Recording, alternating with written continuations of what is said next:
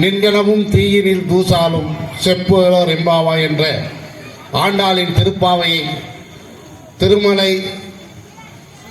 திருமலை குப்பத்தில் அமைந்திருக்கக்கூடிய பெருமாளின் திருவடிகளிலே சமர்ப்பித்து ஆன்மீகத்தை பெரிதும் போற்றி வளர்த்தவர்கள் ஆண்களே என்கின்ற தலைப்பிலே என்னுடைய கருத்துக்களை உங்கள் முன்னாலே வைப்பதற்கு முன்பாக இந்த பட்டிமன்றத்திற்கு நடுவராக அமர்ந்திருக்கக்கூடிய எனது அருமை பேராசிரியர் சிவராஜ் ஐயா அவர்கள் மிகச்சிறந்த நாடறிந்த தமிழறிஞரும் தமிழ்ச்செம்மல் விருது பெற்ற ஒரு நல்லாசிரியருமான விளங்கக்கூடியவர். தெலுங்கு நாட்டில் கூட விருது கொடுத்துருக்காங்க, அரசு விருது.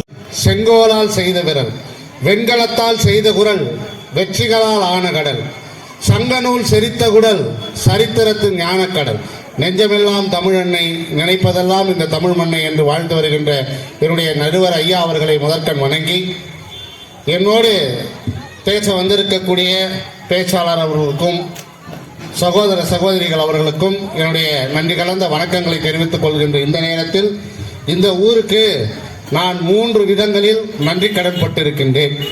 இந்த மக்களுக்கும் இந்த ஊருக்கும் 3 விதங்களில் நான் நன்றி கடன் பட்டிருக்கின்றேன். 3 விதங்களில் என்னுடைய நன்றியை தெரிவித்துக் கொள்ள கடமைப்பட்டிருக்கின்றேன். அதில் முதலாவது ஒன்று, என் பேச்சு என் பொண்டாட்டியே கேட்கறதில்லை.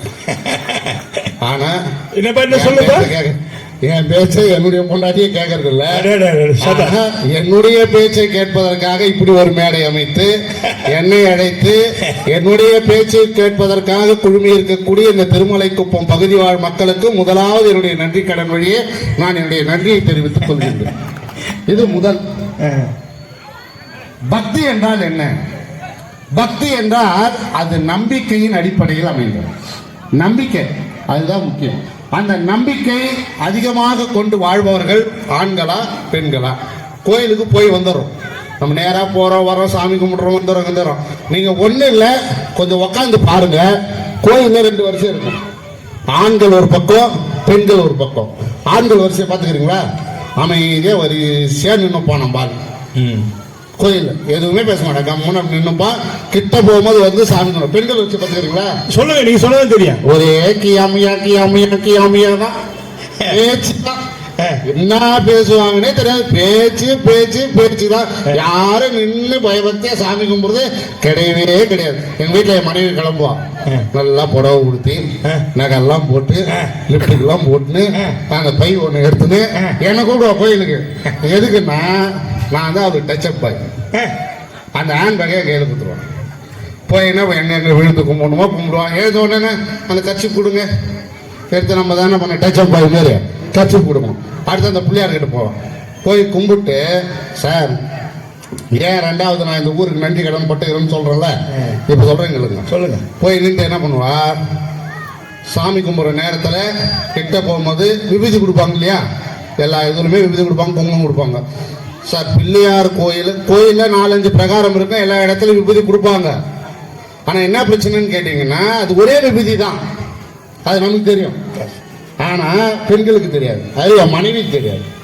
அவ என்ன பண்ணுவோம்னா, விநாயகர்கிட்ட கொடுக்குற விபூதி தனியா வைக்கணும், முருகர்கிட்ட கொடுக்கறது தனியா வைக்கணும், உள்ள கருவறையில் கொடுக்கறத தனியா வைக்கணும்.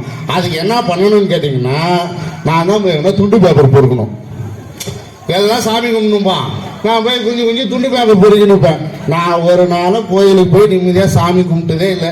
இன்னைக்கு தான் வந்து நின்று இந்த வைகுண்ட ஏகாதசி நாள்ல எவ்வளவு நிம்மதியா சாமி கும்பிட்ட ஒரு கோயில் இருக்குன்னா திருமலைக்குப்பம் கோயில். இந்த வாய்ப்பை வழங்கியதற்காக உங்களுக்கு நான் 2வது நன்றி சொல்லுகிறேன். அப்படிப்பட்ட இந்த திருமலைக்குப்பத்தில் சார் என்னன்னு கேட்டீங்கன்னா, இந்த விளக்கு பூஜை நடக்கும் பார்த்துக்கிறீங்களா? அது வந்து பெண்களுக்காகவே சிறப்பாக தனியாக நடத்தப்படுகிற பூஜை தான் விளக்கு பூஜை. அதில் நம்ம கலந்துக்க முடியாதுன்னு வச்சுங்க. ஆனா கலந்துக்கிறவங்க என்ன பண்றாங்கன்னு கேட்டீங்கன்னா, இந்த ஒரு 500 ரூபாய் வாங்கினானுங்களே, என்ன தரானுங்க அந்த கோயிலில் விளக்கு பூஜைக்கு? என்னது பிளாஸ்டிக் டப்பாவா? இதுக்குதான் நான் சொன்னேன், இந்த கோயில் வேணா பக்கத்து தெரு கோயிலில் பெரிய நல்ல சில்வர் அடுக்கு டப்பி கொடுக்குறாங்க. நம்ம அடுத்த வருஷம் இந்த கோயிலுக்கு வரக்கூடாது, அடுத்த வருஷம் எங்கே தான் போனோம்? அங்கே தான் போனோம். இந்த நவராத்திரி விழா சார், இந்த வீட்டில் ஒரு கொலு வைப்பாங்க பார்த்துருக்கிறீங்களா?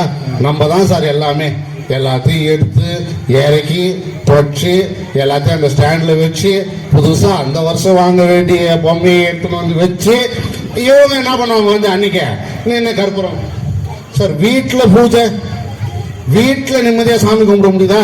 என்ன தெரியுங்களா பண்ணுங்க, கற்பூரத்தில் கையில கொடுத்துருவான், 6ஆவது தட்டாவை எடுத்துக்குவான்.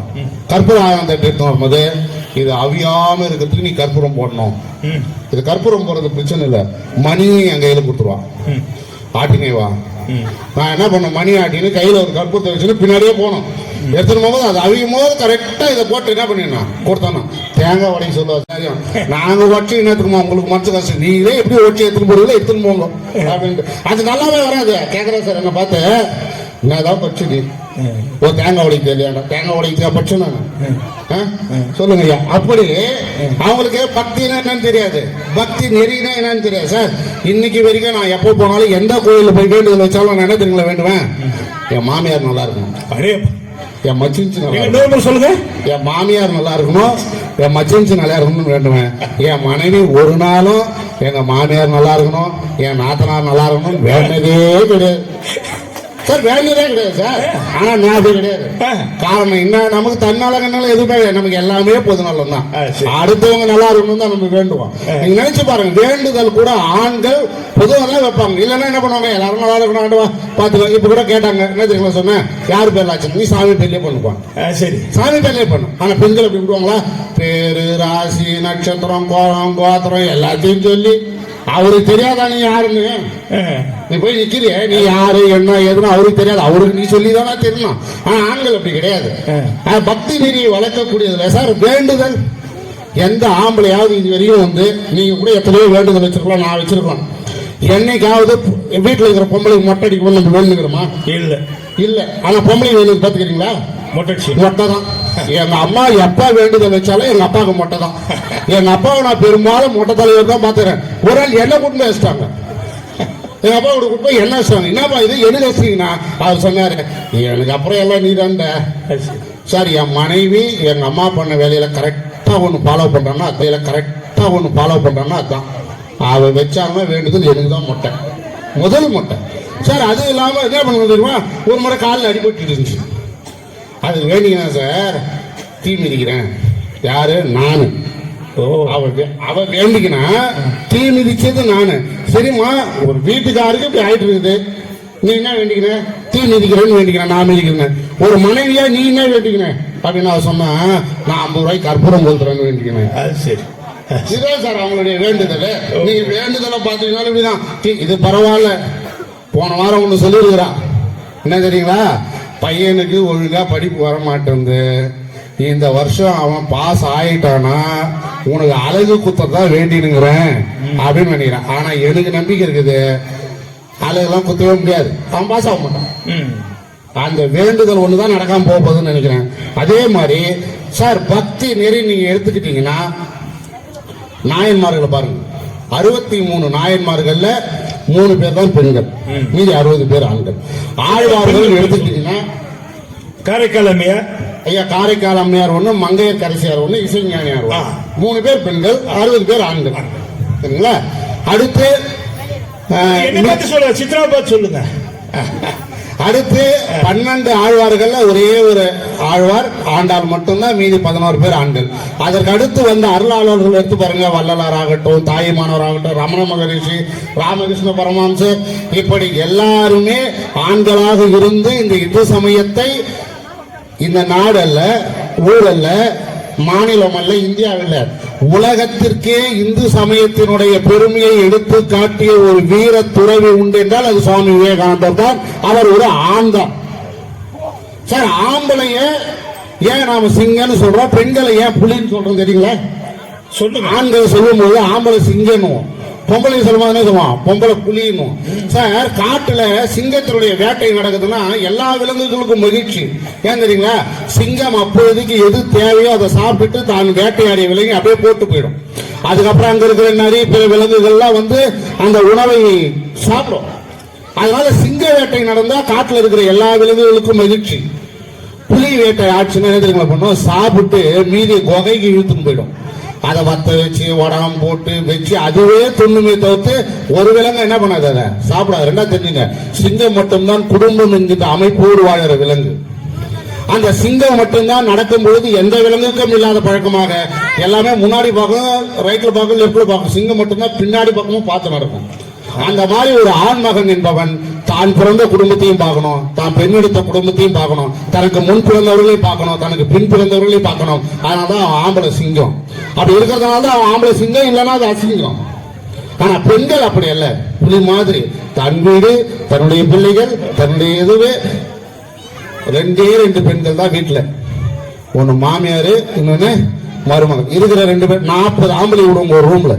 இப்ப இவரு நானு ஐயா 3 பேர் போறோம்னு வச்சுக்கோங்க. எங்களை விட்டீங்கன்னா 30 நாள் இல்ல 3 வருஷம் ஆனாலும் ஒரே ரூம்ல நாங்க 3 பேர் ஒத்துமையா இருப்போம். இவங்க 2 பேரும் 3 மணி நேரம் இருப்பாங்க பாருங்க. இப்ப உக்காந்துக்கிறாங்க, இறங்கின பிறகு என்ன கதை ஆகும் தெரியாது. முடியாது சார், ஒத்துமையா இருக்க முடியாது. இறை பணியை செய்யணும்னா என்ன தெரியுங்க தேவை? ஒத்துமை தேவை. ஒத்துமை இருந்தால் மட்டும்தான் இறைவனுக்கான பணிகளை முன்னெடுத்து செய்ய முடியும். நீங்கள் எந்த விழானா எடுத்துங்க, கோயில் எத்தனை விழா நடக்குது?